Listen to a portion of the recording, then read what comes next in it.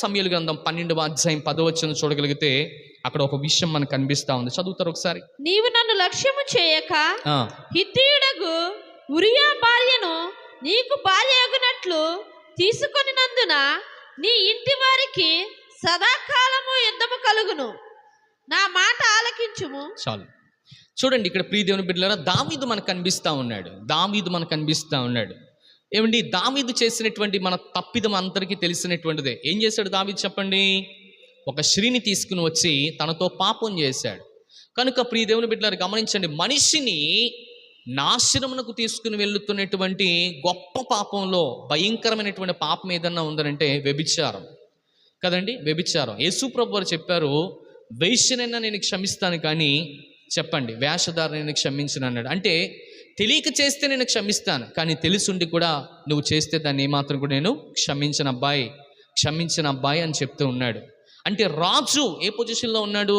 ఇశ్రాయేలు రాజుల్లో 2వ రాజుకు సంబంధించిన వాడు ఎవరు? రాజు అయినటువంటి దావీదు. 40 సంవత్సరాలు ఏకఛత్రాధిపత్యాన్ని వహించినటువంటి ఇశ్రాయేలు రాజుల్లో గొప్పవాడు. ఎలా ఉండాలో, ఎలా ఉండకూడదో, ఏం చెయ్యాలో, ఏం చేయకూడదో సమస్తం ఎరిగినటువంటి గొప్ప రాజు. అందుకని దేవుడు 40 సంవత్సరాలు ఏం చేశాడో తెలుసా? పరిపాలన చేసేటువంటి దక్షకుడిగా ఉంచాడంట.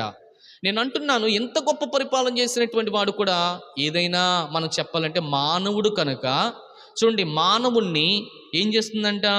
నాశనంకు తీసుకువెళ్ళిపోయేటువంటి పద్ధతిలో ఒక పద్ధతి, లేకపోతే నాశనానికి తీసుకువెళ్ళిపోయేటువంటి దానిలో ఒకటి భయంకరమైనటువంటి పాపం ఏదన్నా ఉంటే ఒకవేళ వ్యభిచారమేమో అని దేవుడు మాట్లాడుతున్నాడు. ఆ వ్యభిచారం అనేటువంటిది చాలా ఏమండి, ఆ దావీదు చేసినటువంటి కారణాన్ని బట్టి అక్కడ ఒక కుటుంబము నాశనం అయిపోయింది. తన భర్త చనిపోయాడు, ఏమండి, తన పిల్లలు కూడా చనిపోయినట్లు చూడగలుగుతున్నాం. కనుక చూడండి, ఆ దాన్ని బట్టి కుటుంబాల్లో ఈ రోజున చాలా మందికి ఎడబాట్లు వచ్చేస్తున్నటువంటి పరిస్థితులు కనిపిస్తూ ఉన్నాయి కదండి. అప్పటి వరకు కలిసి ఉన్నటువంటి కుటుంబాలు విడిపోతున్నటువంటిదిగా ఉన్నాయి.